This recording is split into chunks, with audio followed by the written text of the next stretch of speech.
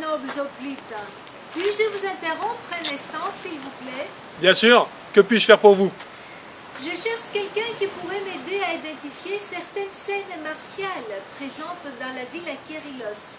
J'aimerais préparer une visite autour de la guerre. Mais bien sûr, avec plaisir. Moi, Eulogos de Toroïs, vous accompagnerai dans cette visite. D'autant plus quand cela me permet de rentrer dans une villa portant le nom d'un oiseau de bon présage. Allons-y. Après vous.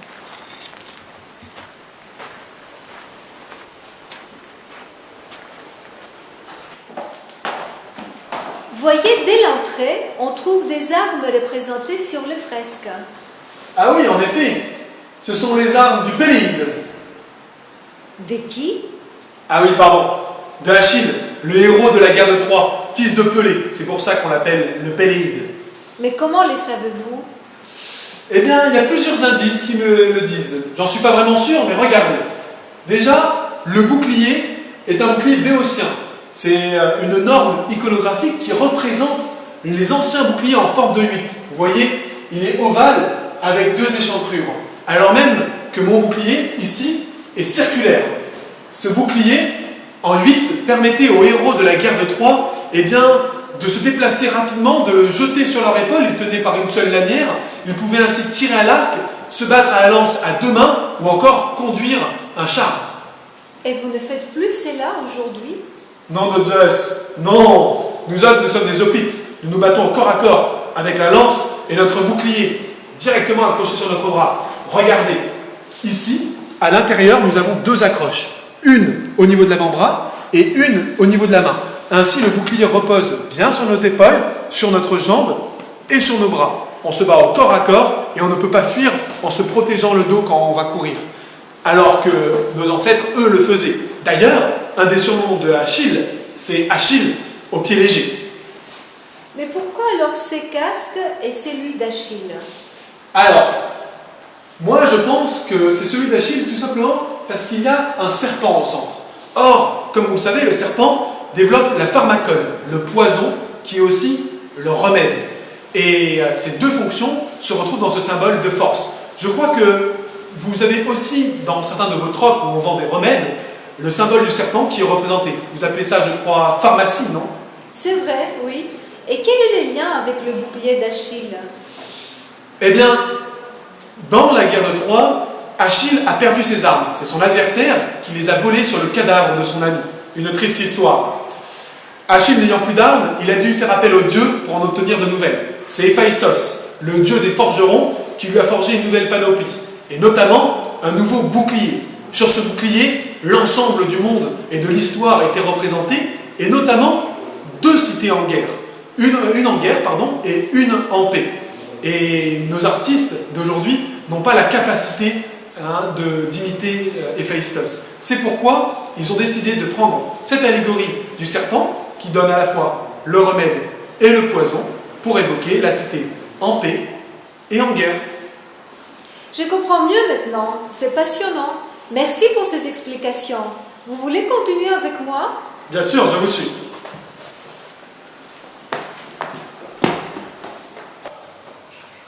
Eulogos, regarde ici sur cette fresque.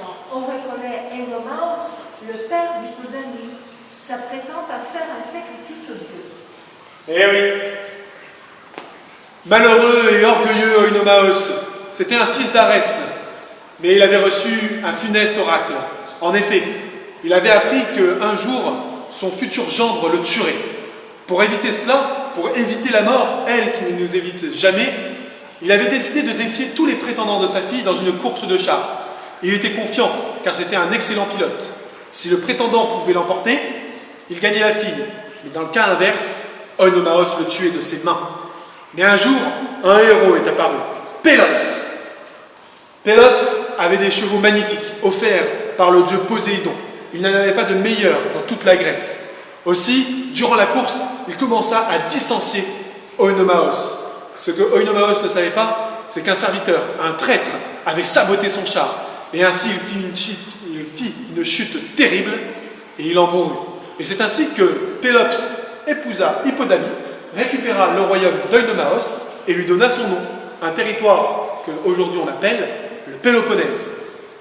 Mais pourquoi Ionos est représenté en armes alors qu'il ne va faire que le sacrifice? Et d'ailleurs, quelles sont ces armes? Alors, tout simplement, Oinomaos ici fait un sacrifice pour s'attirer la faveur des dieux avant de commencer la course. Mais comme il est prêt à monter sur son char et comme il est convaincu qu'après il va l'emporter, il veut être prêt en armes pour tuer le prétendant. Ainsi, on le voit armé de sa lance, la dorie. La dorie, c'est l'arme principale des Grecs. Ce n'est pas du tout l'épée. Tout simplement parce que c'est une arme qui nous permet de nous battre à une certaine distance, de garder l'adversaire. On peut aussi venir au corps à corps avec l'autre côté de la lance. Et puis surtout, son usage est très simple. Bout pointu, tête de l'autre. Alors, il a aussi un casque. C'est un casque très classique, c'est celui que j'ai moi aussi. Il s'appelle le casque corinthien. Regardez, c'est un casque en bronze, assez lourd, ici, que l'on va mettre sur la tête. Mais pourquoi il porte Ionos ce casque comme ça, redressé sur la tête? Ah oui, tout simplement parce que ce casque a beaucoup d'avantages, c'est-à-dire qu'il est très protecteur, surtout au niveau de la face. Le souci, c'est qu'on a uniquement des ouvertures au niveau des yeux et une fine ouverture pour respirer. Aussi, lorsque l'on va être pendant une cérémonie, comme un sacrifice, on va prendre son casque et on va le redresser. Et ainsi, on va le mettre comme ça. Voyez, là, je peux parler, utiliser mes mains sans aucun problème et je peux ainsi faire ma cérémonie. Il y a un grand stratège et politicien athénien qui le portait toujours ainsi, c'est Périclès. Peut-être que vous en avez entendu parler. Certains disent que c'était pour cacher une certaine difformité. Mais moi, je n'y crois pas trop. Et le signet, qu'est-ce que c'est? Ah, le signet, tout simplement, il est fait pour rehausser la stature. Vous voyez, moi-même, je suis assez petit, et ainsi, j'ai l'air plus impressionnant. Et puis surtout, ça permet d'être beau quand on va à la guerre, au cas où qu'on soit présenté devant le dieu Hadès. Bien, continuons.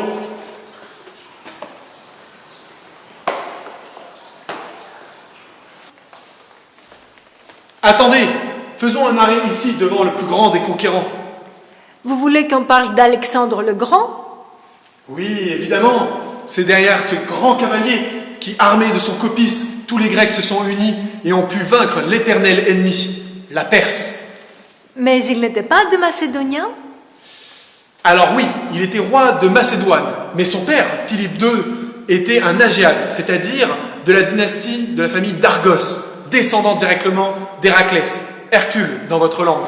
De plus, sa mère était la fille du roi d'Épire, Olympias, et ainsi, par sa mère, il descendait du grand Achille. On ne fait pas plus grec.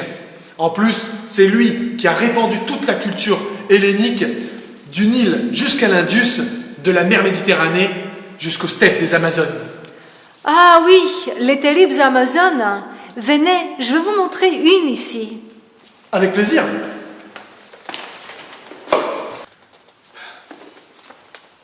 Mais Alexandre, il a vraiment vaincu les Amazones? Oui et non. En fait, Alexandre a vaincu les Scythes, qui sont des peuples cavaliers. Or, les Amazones représentent tous les peuples des steppes du Nord. En effet, dans cette civilisation, les femmes sont beaucoup plus libres parce qu'elles doivent participer à la défense des convois, elles doivent se nourrir, pourvoir à leurs besoins dans la steppe et ainsi apprendre à chasser. D'ailleurs, il y a même certaines aristocrates qui vont avoir des armes, participer aux guerres et même avoir des funérailles de héros. Et cela vous choque? Oui et non. Vous savez, chez nous, les Grecs, la femme a une place bien moindre que celle dans les steppes.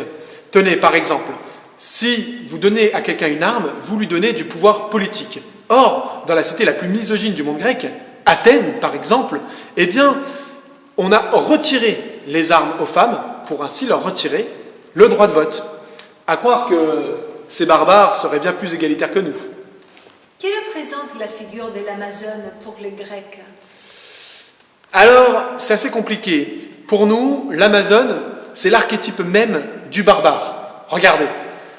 Elles se battent à cheval, sur des animaux dressés, on se bat à pied. Elles se battent de manière individuelle, aristocratique, pour se distinguer à la guerre, et nous, on se bat dans des formations compactes, de manière solidaire.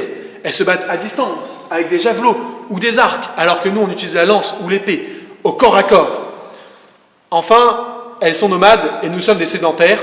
Ce sont des femmes, nous sommes des hommes. Elles représentent l'inverse de la civilisation.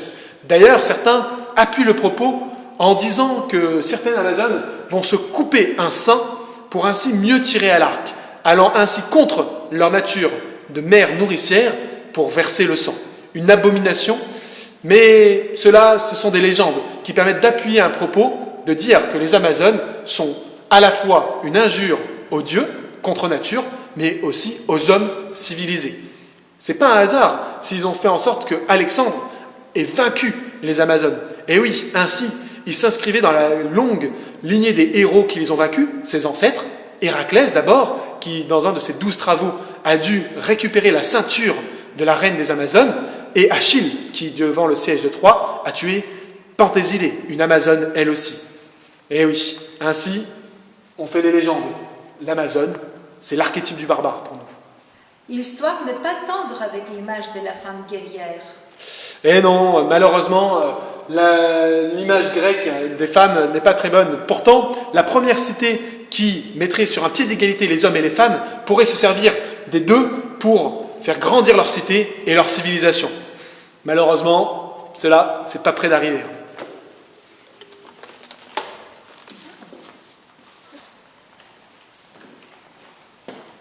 Nous voici devant le dernier tableau, où on le voit, si je comprends bien, un hoplite disant au revoir à sa femme pour partir à la guerre. Tout à fait.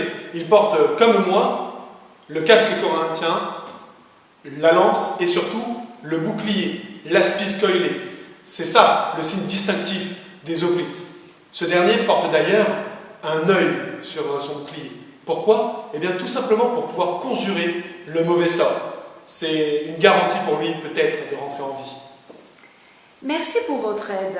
Je comprends bien maintenant toutes ces fresques et peintures. Nous referons peut-être un jour appel à vous, Ève Logos de Tauroïs. Merci beaucoup. Ce sera avec grand plaisir que je reviendrai dans la villa Kérilos. Je vais maintenant me retirer, mais avant cela, auriez-vous de l'eau? Évidemment. Tenez.